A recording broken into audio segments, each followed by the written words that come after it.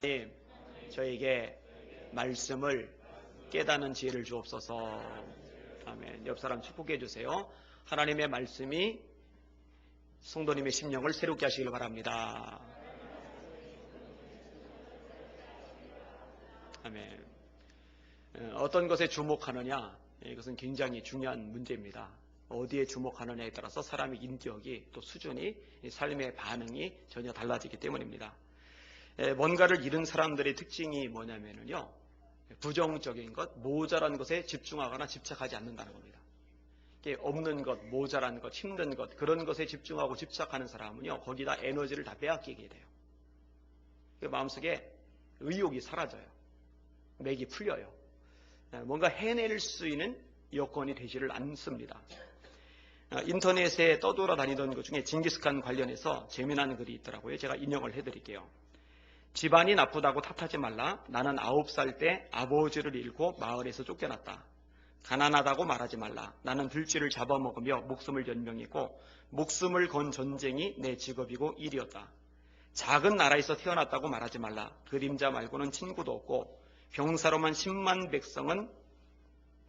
백성은 어린애와 노인까지 합쳐 200만도 되지 않았다. 배운 게 없다고 힘이 없다고 탓하지 말라. 나는 내 이름도 쓸 줄 몰랐으나 남의 말에 귀 기울이면서 현명해지는 법을 배웠다. 너무 막막하다고 그래서 포기해야겠다고 말하지 말라. 나는 목에 칼을 쓰고도 탈출했고 뺨에 화살을 맞고 죽었다 살아나기도 했다. 적은 밖에 있는 것이 아니라 내 안에 있다. 나는 내게 거추장스러운 것은 모두 없애버렸다. 나를 극복하는 그 순간 나는 징기스칸이 되었다. 세계적으로 아주 유명한 황제들 꼽으라면 알렉산더 대왕, 헬라의 황제죠. 그 다음에 로마의 아우구스티누스, 존엄자라는 칭호를 얻었죠. 원래 이름은 옥타비아누스. 그리고 이제 징기스칸, 원나라의 황제죠. 굳이 유명한 역사적 인물들을 들지 않아도 조금만 생각해 보면요, 깨달을 수 있는 분야이기도 합니다. 모자란 것, 없는 것에 집중하는 사람은 일을 할 수가 없어요. 다윗의 시편 중에 제일 유명한 것이 시편 23편입니다. 한번 들어보세요. 여호와는 나의 목자시니 내가 부족함이 없으리로다. 그가 나를 푸른 초장에 누이시며 쉴 만한 물가로 인도하신도다. 내 영혼을 소생시키시고 자기 이름을 위하여 의의 길로 인도하시는도다. 내가 사망의 음침한 골짜기로 다닐지라도 해를 두려워하지 않을 것은 주께서 나와 함께 하십니다. 주의 지팡이와 막대기가 나를 안위하시나이다. 주께서 내 원수의 목전에서 내게 기름을 부시고 내게 상을 베푸시고 기름으로 내 머리 바르셨으니 내 잔이 넘치나이다. 나의 평생의 선하심과 인자심이 정녕 나를 따르리니 내가 여호와의 집에 영원히 거하리로다. 여러분, 이 시편의 내용을 보면요, 모자라고 부족한 것에 집착하지 않아요. 사실 다윗만큼 힘들게 산 사람이 누가 있습니까? 고난을 많이 겪은 사람이 어디 있습니까? 모자란 것을 많이 겪은 사람이 어디 있습니까? 아둘람 동굴에서는요, 진짜 밑바닥 삶을 살았죠. 400여 명이 빚진 자, 환난당한 자들 모여 사는데 침대 없죠. 수돗물 없죠. 화장실 볼일 볼 만한 공간 없죠. 먹을 걸 어떻게 마련하겠어요? 그리고 외국에 망명 생활할 때도 역시 마찬가지입니다. 그런데 시편 23절에 보면은, 3장에 보면은 이 모자란 것, 없는 것에 집착하는 게 아니라 함께 하시는 하나님에게 집중을 하는 거예요. 하나님의 선하심과 인자심이 나를 따르고 있다. 그렇게 말해요. 주의 지팡이가 막대기가 나를 안위하신다. 그렇게 말해요. 하나님이 내 목자이기 때문에 내게 부족함이 없다. 그렇게 말을 해요. 이게 능력이죠. 이런 능력이 여러분에게도 있기를 주님의 이름으로 축원합니다. 오늘 설교의 제목인데 따라합시다. 모자란 것에 집착하지 말고 있는 것으로 헌신하라. 그렇게 하실 수 있기를 주님의 이름으로 축원합니다. 자, 오늘 본문을 세 부분으로 나눌 것인데, 첫 번째 예수님을 따르는 무리들에 대한 언급이 1절에서 4절까지 언급이 되고 있습니다. 같이 읽을게요. 시작. 그 후에 예수께서 디비라의 갈릴리 바다 건너편으로 가시매 큰 무리가 따르니 이는 병자들에게 행하시는 표적을 보았음이로라. 예수께서 산에 오르사 제자들과 함께 거기 앉으시니 마침 유대인의 명절인 유월절이 가까운지라. 아멘. 큰 무리가 예수님을 따라요. 예수님 주변에는 인산인해를 이루어요. 사람들이 이렇게 많이 몰려들면요, 이건 옛날이나 지금이나 커다란 힘이 됩니다. 영향력이 됩니다. 여러분, 선거철이 되면은 후보자들이 유세를 하는데 유세를 할 때 그 앞에 청중이 많이 모이면은요, 언론에서 보도를 해줍니다. 사람들이 인정을 해. 야, 저 사람 영향력이 있구나. 이번에 되겠구나. 그래서 버스를 대절해서 아르바이트 비를 주면서 사람들을 집단 동원하기도 하잖아요. 이게 이제 군중이 가진 힘이거든요. 큰 행사를 열 때요, 사람들의 최고 관심사는요, 연 인원이 몇 명이나 동원되었느냐, 그겁니다. 여수 박람회가 있었잖아요. 이 여수 박람회가 성공적이었다라고 얼마 전에 기사가 나왔어요. 근데 성공적이었다라고 평가하는 첫 번째 이유가 뭔지 아십니까? 인원입니다. 인원. 목표 인원을 넘어간 거예요. 순천 정원 박람회 같은 것도 마찬가지죠. 뭐 국가적으로든 지자체적으로든 하여튼 어떤 행사를 열 때 얼마나 많이 모이느냐, 이것이 핵심적인 키워드가 돼요. 내용물이 좋아도 사람이 거의 안 오면은요, 그 행사는 실패로 규정이 됩니다. 이게 우리가 사는 세상의 문화입니다. 근데 이런 것들이요, 교계 안에도 그대로 흘러 들어왔어요. 교계 행사도요, 얼마나 많이 모이느냐, 이게 주 관심사가 되어버렸어요. 100주년 기념으로 모였다. 아니, 연합집회로 모였다. 얼마나 모이느냐, 여기에 관심이 있어요. 정말 성령의 불이 거기에 붙었느냐, 성령의 열매가 이제 그 후로 나타나고 있느냐, 정말 회개의 역사가 있었느냐, 이것에 관심을 기울여야 되는데요, 이 세상적인 문화의 영향을 받아서 이 교계의 거대한 행사들도 얼마나 인원이 모이느냐, 여기에 우선적인 초점이 맞춰지고 있어요. 사실 뭐 때로 모여도 본질적인 변화가 일어나지 않으면 의미가 없는데, 심지어는 이런 현상이 교회 안에까지 들어왔어요. 교회 행사 아니라 교회 내부까지 들어왔어요. 일단 교인 수가 많으면요, 그 교회 담임 목사는 능력 있는 목회자로 인정을 받아요. 존경을 받아요. 일단 자리매김을 해요.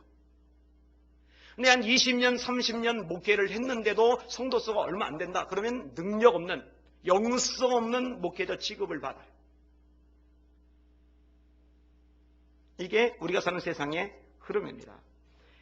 여러분, 숫자적인 관점에서 본다면요, 예수님은 최고로 성공을 거두셨어요. 왜냐면 바글바글하게 사람들이 모여드니까. 예수님만 떴다 하면은 구름대처럼 벌떼처럼 모여들어요. 여러분, 어떤 설교자가 설교한다고 딱 서면은 막 사람들이 인산이래로 모여들면은 최고의 능력 있는 목회자로 추앙받을 거 아니겠습니까? 근데 정작 예수님은요, 거기에 관심이 없으세요. 전혀 없으세요. 예수님은요, 때로 당신을 따르는 무리들을 일부러 흩어버리시는 게 아닌가라는 생각이 들 만한 말씀들을 하시고 행동들을 하세요. 사람들의 비율을 약간만 맞춰도 더 많은 무리들이 눈덩이처럼 불어날 텐데 그렇게 하지를 않으세요. 요한복음 6장 60절에 주님의 말씀 들은 다음에 사람들의 반응이 뭐냐? 이 말씀은 어렵도다. 누가 들을 수 있느냐? 이 말씀을 잘 못 받아들이는 거예요. 그러면은 조금만 그들 입장에서 말을 해주면은 해소가 되는데요, 예수님께서 그렇게 안 하세요. 그러면 너희는 인자가 이전에 있던 곳으로 올라가는 것을 본다면 어떻게 하겠느냐? 그 앞부분에 이 말이 너에게 걸림이 되느냐? 그리고서 이 말씀하시는 거예요. 살리는 것은 영이니 육은 무익하니라. 내가 너에게 이른 말이 영이요 생명이라. 그러나 너희 중에 믿지 아니하는 자들이 있느니라. 너희들 중에 지금 잔뜩 모여 있는데 너희들 중에 안 믿는 사람들 있어. 66절에 그때부터 그의 제자 중에서 많은 사람이 떠나가고 다시 그와 함께 다니지 아니하더라. 한두 명이 예수님을 떠난 게 아니라 많은 사람들이 예수님을 떠나버렸어요. 그리고 다시는 예수님을 따라다니질 않아요. 근데 예수님 거기에 영향을 별로 안 받았어요. 여러분, 예수님은요, 당신을 따르는 무리가 얼마나 많으냐에 관심이 있는 게 아니라요, 당신을 따르는 무리들이 얼마나 예수님을 닮느냐에 관심이 있으세요. 잘 들으세요. 교회 안에 얼마나 많은 사람들이 차 들어와 있느냐에 주님이 관심을 가지는 게 아니라 교회 안에 있는 사람들이 얼마나 예수님을 닮고 얼마나 예수님을 따르고 얼마나 십자가를 지고 얼마나 자기 부인하고 얼마나 주님의 형상, 주님의 향기를 드러내느냐에 관심이 있으시다는 거예요. 누가복음 14장에 보면은 그때도 예수님 주변에 많은 사람이 따라다녀요. 25절에 수많은 무리가 함께 갈새 이렇게 말씀하고 있어요. 그때 주님께서요, 따라다니는 무리를 그냥 놔둬도 잘 따라다닐 텐데 굳이 그들이 듣기 거북한 얘기를 끄집어내세요. 이렇게 말씀하세요. 무릇 내게 오는 자가 자기 부모와 처자와 형제와 자매와 더욱이 자기 목숨까지 미워하지 아니하면은 능히 내 제자가 되지 못한다. 니들 나 지금 따라다니고 있는데 부모, 형제, 자식 그리고 네 목숨까지 미워해라. 그래야 니들 내 제자가 되지. 그렇다면 너희들 내 제자 아니다. 이 말은 비교급인데 부모보다 형제보다 처나 자식보다 그리고 자기 목숨보다 예수님을 더 사랑하는 것, 그것이 제자의 기본 요건이라는 거예요. 그 얘기를 하시는 거예요. 그 다음에 무슨 말씀 하시는지 아세요? 자기 십자가를 지고 나를 쫓지 않는 자도 내 제자가 되지 못한다. 여러분 연말만 되면은요 참 교회가 복잡해요. 못하겠다는 사람들 뭐 이렇게 많은지 이런저런 이유가 많아서. 근데 그런 것 따위는요 십자가 축에도 못 들어가요. 근데 주님은 뭐라 말씀하느냐? 십자가를 지고 나를 따르지 않으면 네 제자 못 된다. 니들 지금 나 따라다니는데 그걸로 안 돼. 어림없어. 여러분 한 시간 와서 예배 드리는 차원이 아니에요. 지금 예수님이 뒤를 따라다니고 있어요. 이게 몇 시간 걸릴지 몰라요. 대단한 거 아니에요? 근데 그들 보고 예수님이 굳이 그 말씀을 하세요. 33절에는 이와 같이 너희 중에 누구든지 자기 모든 소유를 버리지 아니하면은 내 제자가 되지 못한다. 니들 돈에 집착해가지고 돈이 나보다 우선되는 사람 절대 내 제자 되지 못한다. 돈이라면 벌벌 떠는 사람들 내 제자 못 된다. 그 말씀 주님 하시는 거예요. 여러분 옛날이나 지금이나 돈은 사람들의 핵심 가치예요. 근데 주님이 말씀하세요. 그 핵심 가치가 바뀌어야 된다. 그 핵심 가치가 변해야 된다. 돈이 아니라 나다 나. 이 우선순위가 뒤바뀌지 않으면 너희는 내 제자가 되지 못한다. 여러분은 어떠세요? 여러분들은 과연 자기를 부인하십니까? 십자가를 지십니까? 부모, 형제, 자기 목숨, 자식보다 예수님을 더 사랑하십니까? 물질보다 하나님이 우선입니까? 그게 아니면 여러분은 제자가 아닙니다. 다시 말해요. 주님은 얼마나 많은 무리가 따라오느냐, 머물러 있느냐, 모였느냐에 관심 없으세요. 쭉정이 1000만 명, 100만 명 있어봐야 주님은 관심 없어요. 알곡을 찾으세요. 제자를 찾으세요. 오늘 본문에도 보니까 많은 무리가 따르는데 따르는 목적이 뭔지 아세요? 표적을 보고 따라요. 표적을 보고. 여러분 표적은 나쁜 게 아닙니다. 가치가 있어요. 의미가 있어요. 사도행전 4장에 보니까 성도들이 교회들이 모여서 이거 기도하잖아요. 주여 이제도 저희의 위협함을 하감하옵시고 종들로 담대히 말씀을 전하게 하옵시며 손을 내밀어 병을 낫게 하옵시고 표적과 기사가 거룩한 종 예수의 이름으로 이루어지게 하옵소서. 표적을 구해요. 나쁜 게 아니란 말이에요. 그런데요. 이 표적의 가치는요. 말씀을 말씀되게 할 때 가치가 있는 거고 이 표적의 가치는 예수님을 예수님으로 드러낼 때 가치가 있는 거예요. 마가복음 16장 말씀인데 저희가 나가 두루 전파할세 주께서 함께 역사하사 그 따르는 표적으로 말씀을 확실히 증거하시니라. 이 표적을 보고 결국 예수님을 표적을 보고 말씀을 드러내는 것 이게 본질이거든요. 그럼 예수님을 따라다니기 시작을 했으면요 처음에는 표적 보고 따랐지만 다음에는 말씀 보고 따라야 되고 예수님을 보고 따라야 되는데 여전히 관심사는 표적이에요. 주님이 주시는 어떤 것이에요. 주님 자체가 아니라. 여러분은 어떠세요? 정말 주님 자체를 추구하십니까? 주님이 주시는 어떤 것을 추구하십니까? 여러분 무엇이 본질입니까? 우리 사랑하는 성도들 주님 자체를 추구하실 수 있기를 주님의 이름으로 축원합니다. 말씀 자체를 추구하실 수 있기를 주님의 이름으로 축원합니다. 주님을 담고 주님의 성품이 내 안에 열매로 맺혀지는 이런 삶으로까지 나아가실 수 있기를 예수님의 이름으로 축원합니다. 그게 주님이 원하시는 신앙입니다. 자, 두 번째 부분이요. 자, 이 광야에 모인 사람들 이들에게 모자란 것이 많죠. 자, 5절, 6절, 7절을 다시 읽어볼게요. 시작.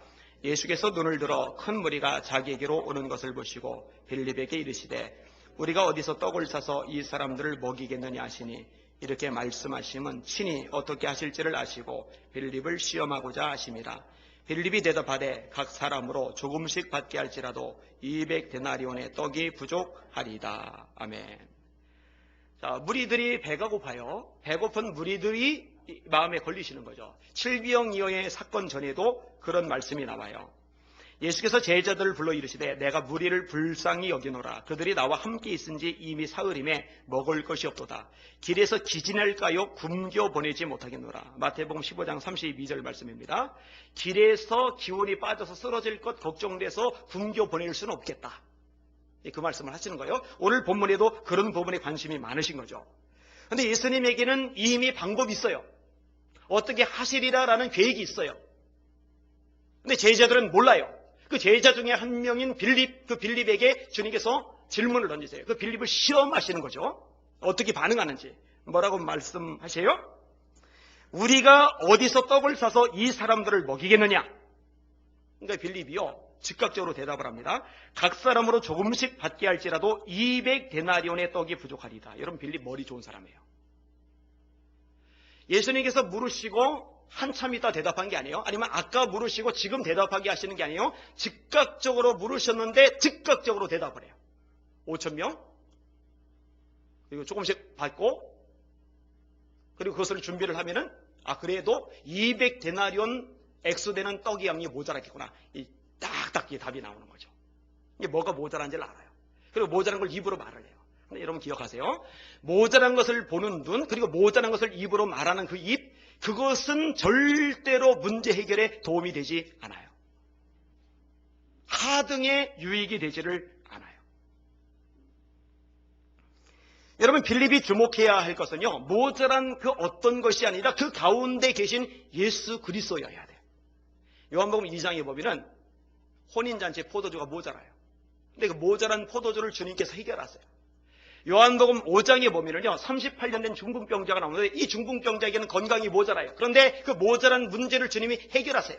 이런 것들을 제자들이 봤어요. 그러면은 이제 주님께서 또 다른 모자란 상황 속에서 함께 하시기 때문에 그 주님이 어떻게 해결하실까? 여기에 기대와 관심을 가지고 주님께 집중을 해야 되는데 이 모자란 것만 이제 보게 되는 거죠. 처음 교회를 개척을 했을 때 모자라고 골치 아픈 게 한두 개가 아니더라고요. 일단은 일꾼이 모자라요. 일꾼만 모자란 게 아니라 예배 드리는 교인 자체가 모자라요. 그래서 제가 그때 소원 중에 하나가 신방할 교인들 있으면 좋겠다. 그 다음에 재정이 모자라요. 맨날 모자라요. 이 개척교회는 가난한 사람들만 주로 옵니다. 그나마도 인원이 얼마 안 되니까 얼마나 모자란지요. 최수철 장로님이 저희 교회 합류하시고 나서 비로소 제가 생활비를 70만 원씩 받았어요. 제가 처음 70만 원 받을 때 와, 엄청 많다, 그런 느낌을 받았어요. 물론 그걸로 생활이 안 되지만 어쨌든 그전에는 그보다도 더 못 받고 또 없을 때가 많았으니까. 시설이 모자랐어요. 이 주방에서 제때 물을 퍼내지 않으면 난장판이 되니까. 근데 만약에요, 그때 제가 모자란 것들만 집중을 했다면은, 거기에 집착을 했다면은 자격심에 빠졌을 겁니다. 열등감에 빠졌을 겁니다. 나는 무능한 개척교회 목사. 근데 그거는요, 본질이 아니에요. 그거는 중요하지 않아요. 모자라면 어때요? 하나님이 나를 인정해 주시느냐, 인정해 주느냐, 내가 그분 앞에 바로 섰느냐, 바로 섰느냐, 이게 진짜거든요. 자, 그때에 비해서 지금은요, 너무 좋아졌어요, 형편이. 이렇게 좋아졌어요. 그러면 지금은 모자란 게 없느냐? 왜 없겠어요? 일꾼이 모자라요. 여러분, 교회학교 교사를 지금 모집하는데 몇 주째 광고를 냈는데 모자라요. 없어요. 교사가 없어요. 찬양대 남성 파트 지금 4분인데 4사람 정도만 더 이게 보강이 되면 얼마나 지금보다 소리가 더 이뻐지겠어요. 그죠? 모자라요. 모자란 거 투성이에요. 연말에 일꾼 세우려는데 모자란 거 투성이에요. 재정도 마찬가지예요. 재정도. 건축하고 이제 부채가 남았잖아요. 모자라요. 우리 교회에 있던 배대근 목사님이 인천 쪽에 교회로 부임을 해갔는데 교세가 우리보다 한 30명 정도 더 많은데 재정은 몇 갑절이 많아요. 그 교회에는 의사들이 그렇게 많대요. 부교육자가 9명이래요. 올해는 지금 이주일 전도사님, 김원준 전도사님 둘 다 이름이 연예인 이름인데 이번에다 신목사님 이제 나가니까 둘밖에 없잖아요. 그죠? 사실 부교육자가 더 필요한데 모자라요. 신방을 가야 되는데 우리 교인들 중에 특별히 여성분들 중에 주중에 일을 안 나가는 사람이 한두 사람밖에 없어요. 나머지 다 일을 다녀요. 그러니까 주중에 신방을 가려면요, 신방 갈 신방 대원이 없어요. 모자라요. 근데 여러분, 이렇게 모자란 것, 이것만 바라본다면요, 목회 재미없죠. 답답하죠. 제 얼굴이 아주 거무죽죽해졌을 겁니다. 근데 제 얼굴이 그렇게 보입니까? 이 모자라는 거 주목하는 거는요, 의미가 없어요. 도움도 안 되고 그런 거 자꾸 얘기하는 것도 역시 유익이 없어요. 뭘 집중해야 되느냐? 여전히 이 자리에 우리와 함께 하신 주님께 집중하는 게 지인 줄 깨달으시길 바랍니다. 할렐루야! 할렐루야! 주님 바라보시길 주님의 이름으로 축원합니다. 주님 의지하실 여러분들 되셔야 합니다. 여러분, 출애굽한 이스라엘 백성들이 홍해를 건너고 나서 광야를 지나는데 목표는 이제 가나안 땅입니다. 그런데 이들이 늘 원망하고 불평하고 투덜대요. 원망하고 불평하고 투덜대는 원인이 뭐죠? 결국은 전부 다 모자라는 겁니다. 자, 출애굽기 14장에 보니까 이렇게 말씀하고 있어요. 모세가 홍해에서 이스라엘을 인도하며 그들이 나와서 스로 광야를 들어가서 거기서 4일 길을 걸었으나 물을 얻지 못하고 마라에 이르렀더니 그곳 물이 써서 마시지 못하겠으므로 그 이름을 마라라 하였더라. 백성이 모세에게 원망하여 이르되 우리가 무엇을 마실까? 자, 원망을 해요. 뭐 때문에 원망해요? 물 없다, 물 없다.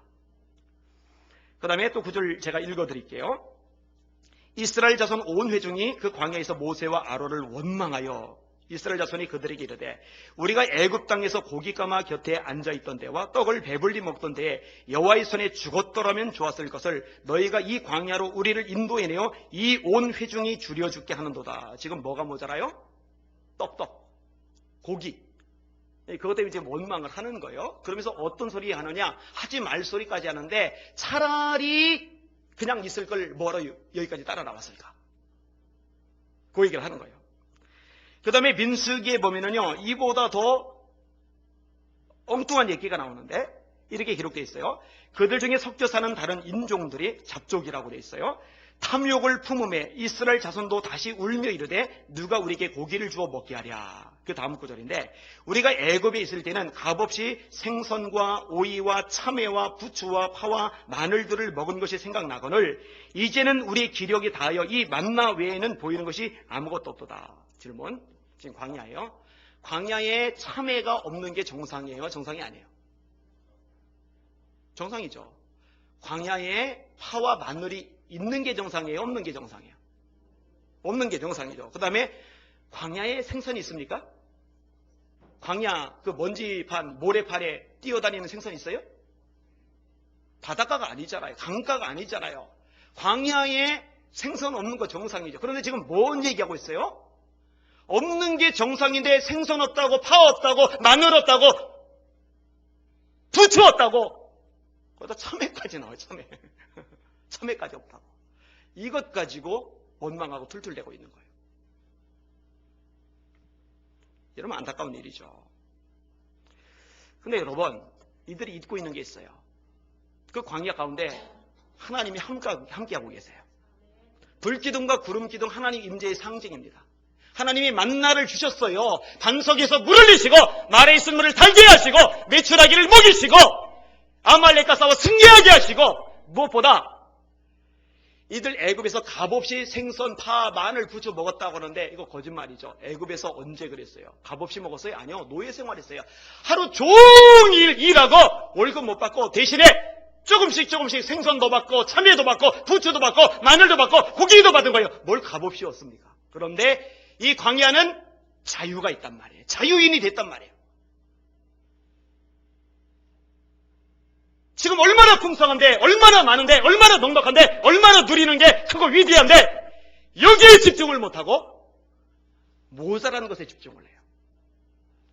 이들요, 가나안 땅에 한 명도 못 들어갑니다. 이 부분을 사도 바울이 언급하면서 성도들에게 이렇게 경고를 하고 있어요. 고린도전서 10장 10절인데 들어보세요. 그들 가운데 어떤 사람들이 원망하다가 멸망시키는 자에게 멸망하였나니 너희는 그들과 같이 원망하지 말라.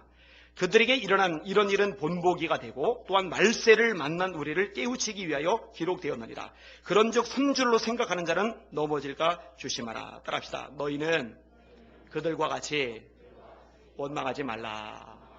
왜? 원망하다가 멸망했거든요. 결국요, 요점은 간단합니다. 왜 원망하느냐? 왜 불평하느냐? 왜 투덜대느냐? 모자란 것에 집중하기 때문에 그래요. 그럼 원망이 나올 수밖에 없어요. 중국의 동굴 마을을 유튜브로 봤어요. 제가 요즘 유튜브에 재미를 느끼고 있는데 다큐가 좋은 게 많아요. 핵 잠수함에 대해서, 항공모함에 대해서도 봤어요.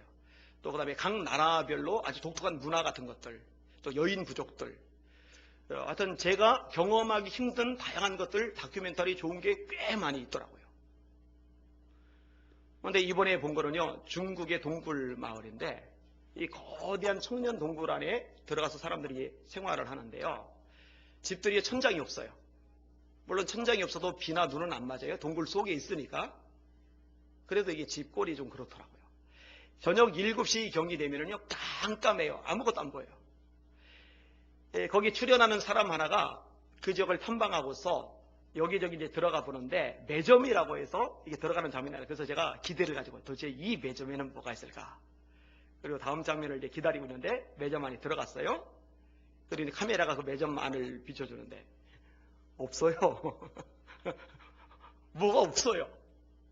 아주 없는 건 아닌데 우리나라 편의점들, 24제 편의점들이죠. 이 편의점 제일 작은 것에 100분의 1만큼도 안 돼요.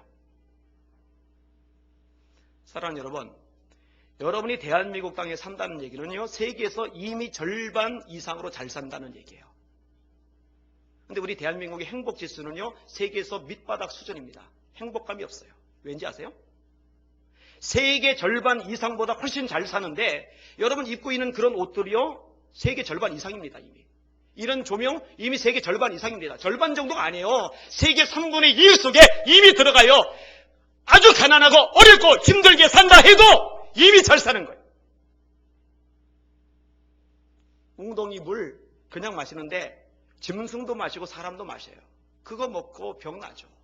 그렇게 사는 사람들이 지금도 셀 수 없이 많아요. 그런데 맨날 눈에는 모자란 것만 보여요. 없는 것만 보여요. 아쉬운 것만 보여요. 내가 제일 불쌍하고 내가 제일 가난하고 내가 제일 비참하고 내가 제일 형편없고 내가 제일 밑바닥 인생을 사는 것 같아요. 뭐 세상 사람들이 그러는 거예요. 어쩔 수 없죠. 하나님이 없으니까. 그런데 여러분들이 그런 생각을 가지고 산다면 여러분은 신앙의 기초가 좀 잘못된 거예요. 신앙의 기본이 지금 잘못 잡힌 거예요. 항상 기뻐하라? 순종 못하죠. 범사에 감사하라? 와 닿을 수가 없죠. 왜냐하면 모자란 것만 자꾸 보게 되니까. 여러분 모자란 거 보지 마시길 바랍니다. 제가 자신 있게 말할 수 있는 게 있는데요. 예수님을 만나고 정말 예수님을 제대로 만나고 모자란 것에 집착하지 않게 되었어요. 저희 집 가난했다니까요. 판자촌 물난리 나면은 피난 가야 됐다니까요. 버스비 없어서 걸어 다녀야 됐다니까요. 여러분 제가 83년도 중학교 1학년 때 신문 배달하러 가다가 교통사고로 왼팔을 잃었잖아요.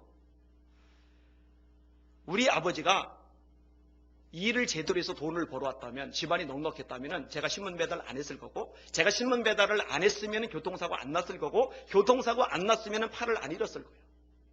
이 팔이 아픈 게, 이 통증이 상상할 수 없을 만큼 막 밀려들 때, 죄송해요. 저는 집안의 가난 탓하고 원망해 본 적 한 번도 없어요. 주님 만나고 나서.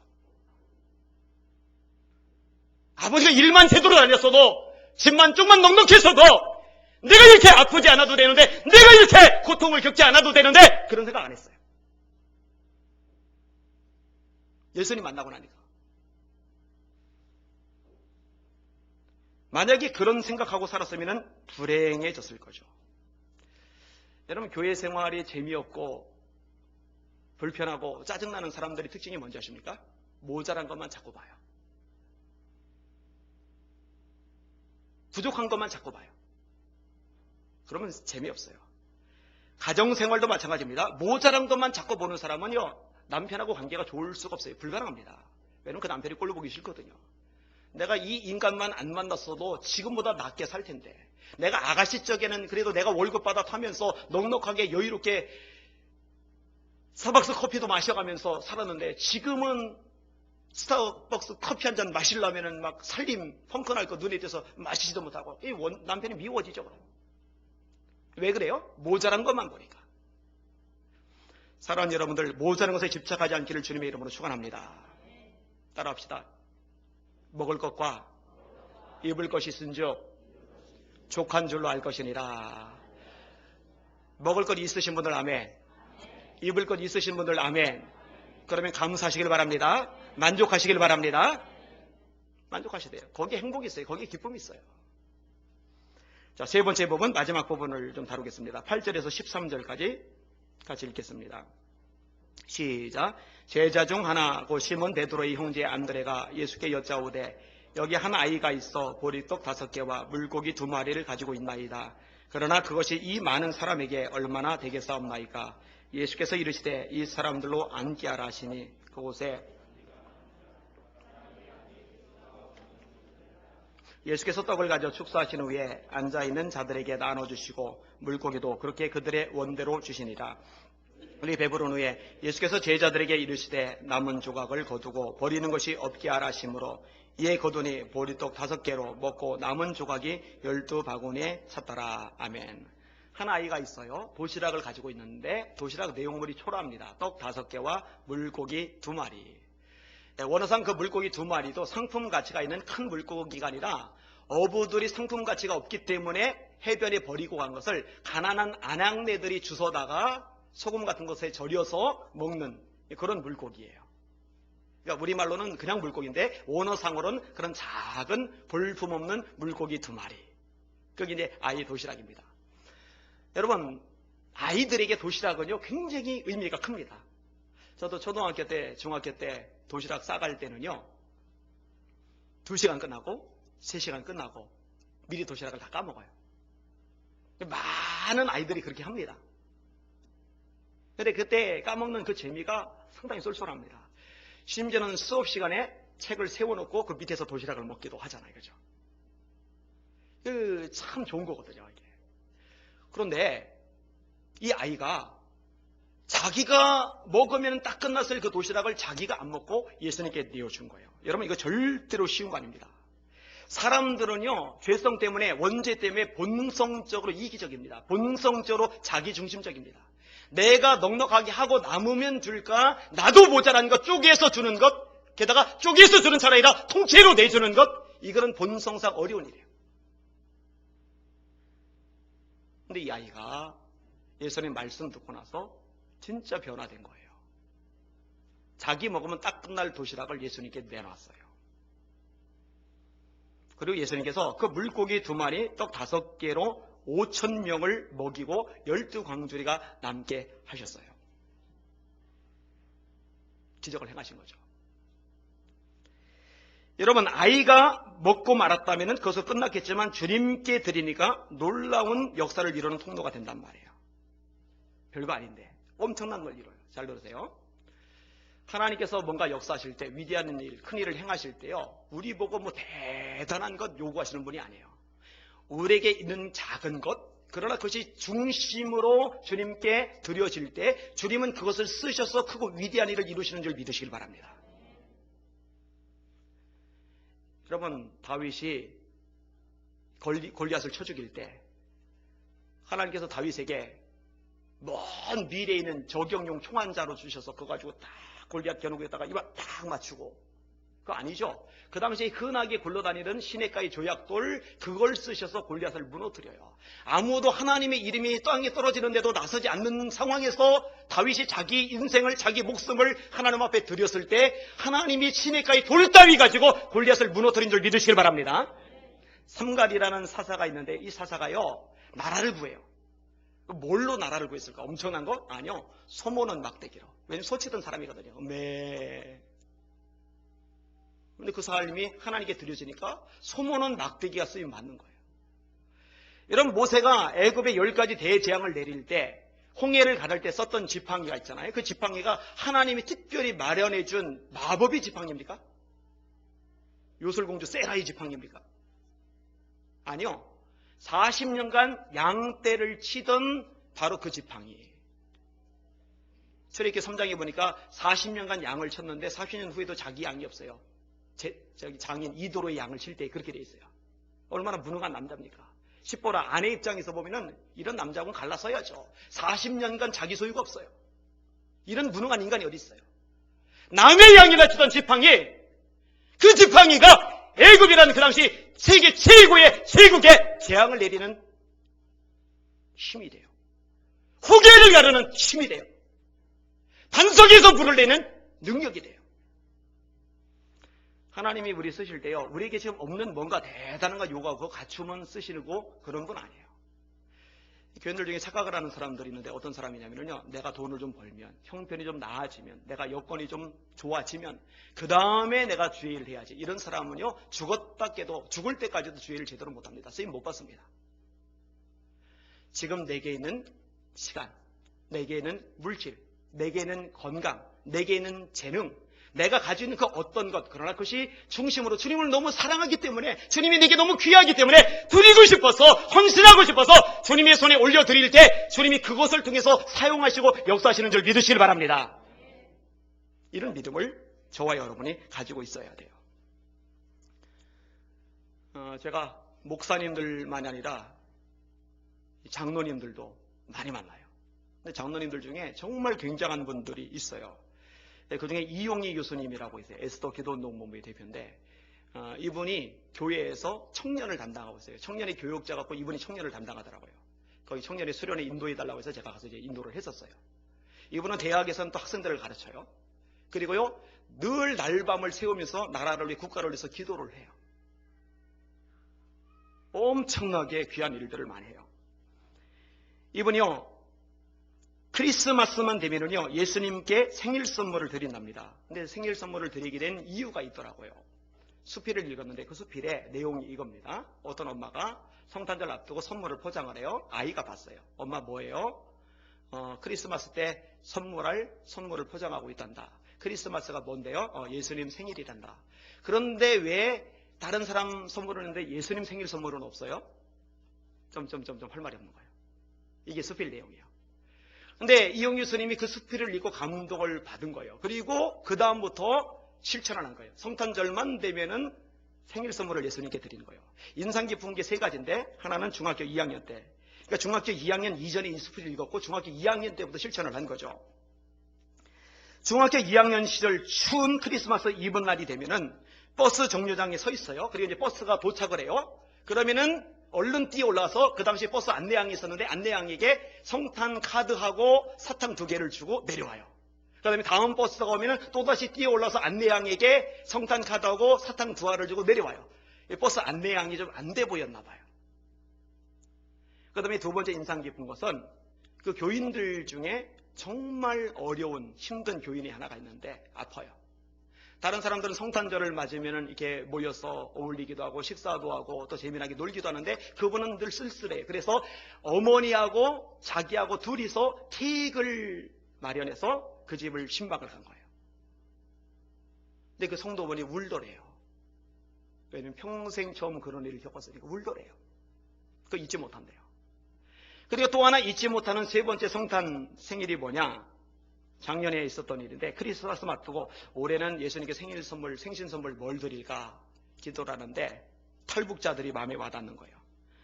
목숨 걸고 압록강 두만강을 건너요. 굶지 않으려고, 죽지 않으려고 자유를 찾았어. 북한 땅에 살 수 없어서. 그런데 국경을 넘은 다음에요, 사람 대접을 못 받아요.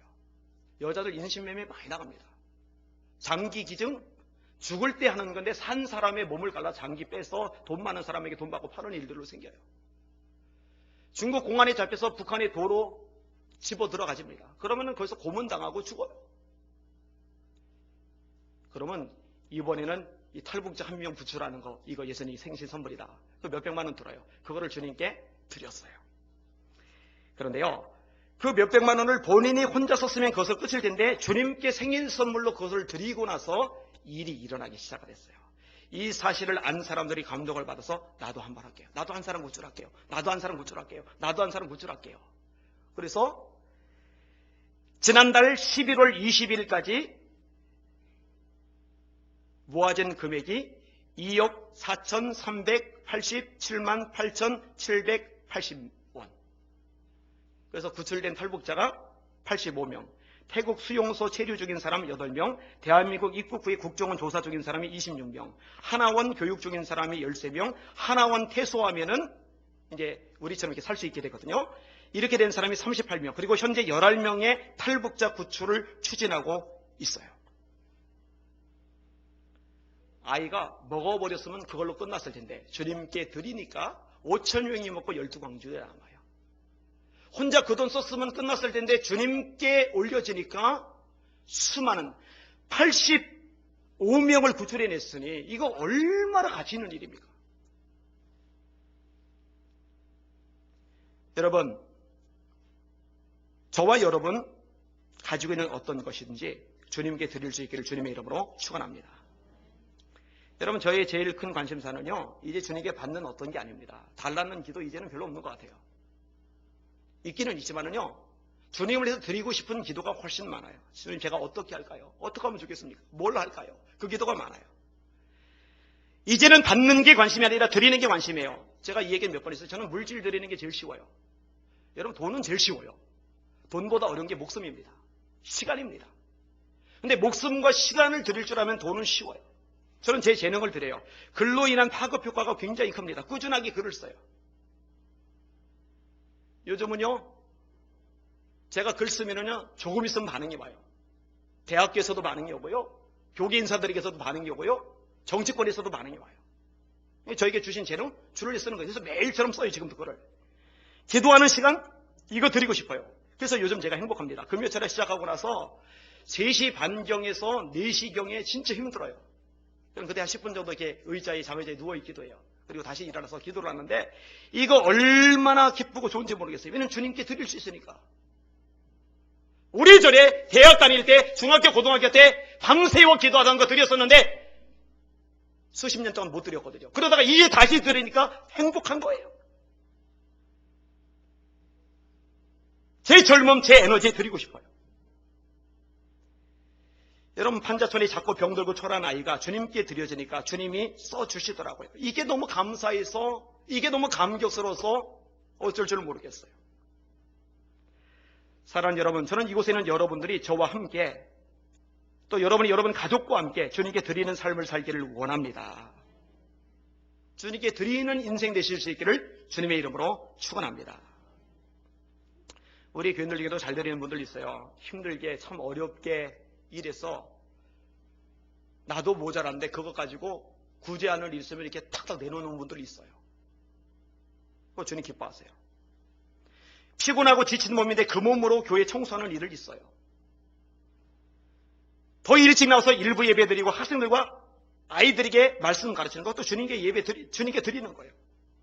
이런 사람들 있어요. 그런데 점점점 세월이 가면 갈수록 여러분의 전 존재가, 여러분 인생 전체가 주님께 드려질 수 있기를 주님의 이름으로 축원합니다. 왜냐하면 예수님은 주님이시니까, 우리는 그분의 종이니까. 말씀을 맺겠습니다. 가정에서, 교회에서, 사회에서 모자란 것 집중하지 맙시다. 모자란 것 집착하지 맙시다. 그러면 원망밖에 안 나와요. 불평밖에 안 나와요. 툴툴거리는 말밖에 안 나와요. 지금 내게 있는 것으로 주님께 드리고 주님이 역사하시는 것 볼 수 있는 저 여러분들 되시기를 주님의 이름으로 축원합니다. 그렇게 되시기를 바라요. 제가 요즘 조금 힘든 게 있어요. 최근에도 저녁에 누워가지고 아내 보고 그랬는데 요즘에 내가 팔이 더 아프다고 막 너무 쓰시는 거예요. 천반항까지 불어내니까 이게 통증이 장난이 아닌 거예요. 그래서 제가 1부 예배, 2부 예배 드리고 나서 올라가서 의수 풀러놓고 있다가 그리고 막 주물르고 막 안마하고 그러다가 5 예배 내려오잖아요. 그런데 그럴 시간이 없을 때는 힘들고, 그리고 이제 철야 기도를 하는데 이게 또 만만치 않은 거예요. 5시간 동안 앉아가지고 있는데, 그래서 이걸 빼가지고 맨 끄트머리 제가 앉아서 기도하는 이유가 있는데, 이 의자 옆에 이렇게 모서리 부분이 있어요. 그게 약간 올라가 있어요. 거기다가 이걸 걸쳐놔요. 그러면 약간 빼고서 있을 수 있어요. 근데 그렇게라도 해야 좀 버텨지니까. 근데 여러분, 그렇죠? 지금 모자란 것 집착하면 기도에 하다가 짜증날 거예요. 신경질 날 거예요. 이게 뭔가 관두자 이럴 거예요. 그런데 거꾸로 생각해보는 거예요. 지금 내게 있는 거, 기도하고 싶은 마음이 있고, 참아내는 의지가 있고, 마음껏 기도하는 자유가 있고, 북한에는 그 자유가 없잖아요. 따뜻한 히터가 있고, 푹신한 의지가 있고, 함께 기도하는 헌신된 성도들이 있고, 처음에는 6명, 지난주는 2배가 들어서 12명. 그러니까 없는 것보다 있는 게 더 많더라고요. 따라합시다. 하나님, 앞으로 모자란 거 안 보겠습니다. 내게 주신 좋은 것들, 거기에 집중하겠습니다. 그렇게 하실 수 있기를 주님의 이름으로 축원합니다. 오늘 설교 제목입니다. 마지막 한 번 더 따라합시다. 모자란 것에 집착하지 말고 있는 것으로 헌신하라. 이 교회 그런 성도들로 가득하실 수 있기를 주님의 이름으로 축원합니다. 여러분 가정 행복해질 겁니다. 교회가 더 따뜻해질 겁니다. 이것이 주변 사람들에게 선한 도전 영향력으로 작용하게 될 것입니다. 기도합니다.